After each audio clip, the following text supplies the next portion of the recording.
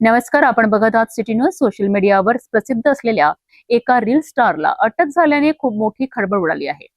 मुंबईतील एका युट्यूबरचे अपहरण करून दिवसभर मारहाण केल्याप्रकरणी पुण्यातील रील स्टार प्रतीक शिंदे याला पोलिसांनी अटक केली आहे.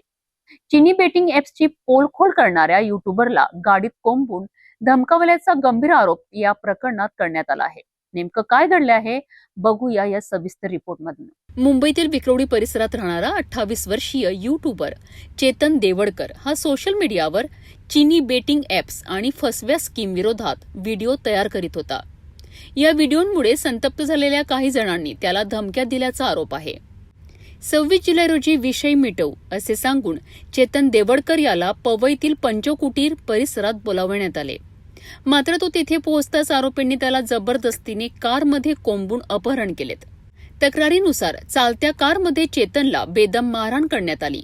त्याच्या गळ्यावर पाय ठेवून जीवे मारण्याच्या धमक्या देण्यात आल्या. सुरा खुपसण्याची धमकीही देण्यात आल्याचा आरोप करण्यात आला आहे. या कारमध्ये सोशल मीडिया रील स्टार प्रतीक शिंदे उपस्थित असल्याचेही तपासात समोर आले आहेत.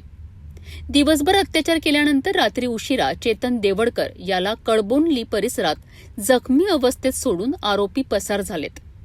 त्यानंतर चेतनने उपचार घेत पवई पोलीस ठाण्यात तक्रार दाखल केली आहे. तक्रार दाखल होताच पोलिसांनी वेगाने तपास सुरू केला.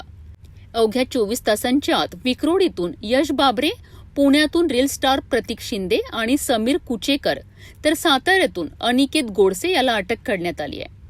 या प्रकरणातील आणखी 3 आरोपी अद्याप फरार असून त्यांचा शोध सुरू असल्याची माहिती पोलिसांनी दिली आहे.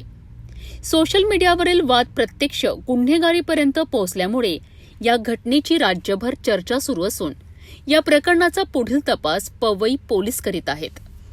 सोशल मीडियावरील मतभेद आणि वाद हिंसाचारात बदलल्यास त्याचे परिणाम किती गंभीर होऊ शकतात याचे हे धक्कादायक उदाहरण मानले जात आहे. या प्रकरणातील उर्वरित आरोपींचा शोध पोलीस घेत असून तपासाकडे सर्वांचे लक्ष लागले आहे.